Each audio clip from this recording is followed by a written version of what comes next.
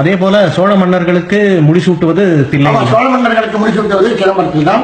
அது பரம்பரையாக ஒரு பாளையக்காரர்கள் இருக்கிறார்கள். அவர்களுக்கு இப்பவும் அவர்கள் வந்து பூர்வீக, அதாவது முடிசூட்டி அவர்கள் வந்து எந்த சத்திரியர்களோ? சத்திரியர்கள். அவர் எந்த குலத்தை சேர்ந்தவர்களோ? சத்திரியர். வன்னியர் குலம். வன்னியர்களை என்ன பிரிவுன்னு சொல்றது உண்டா? அது படையாச்சியார். சோ படையாச்சியார் என்று சொல்வார்கள். ஆனால் அவர் குலம் வன்னிய குலம். ராமர் குலம்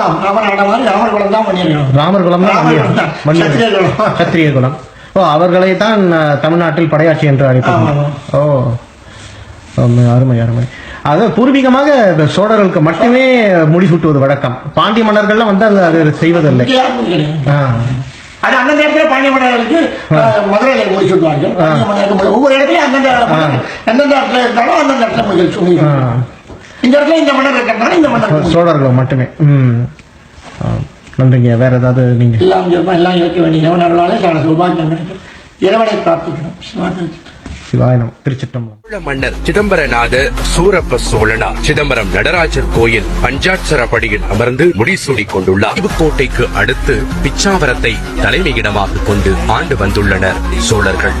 இவர்கள் பிச்சாவரம் ஜமீன்தாரர்கள். சோழர் வம்சாவளியில் உள்ள வாரிசு. நான் வந்து வன்னியகுல சத்திரிய சமுதாயத்தை சேர்ந்தவன்.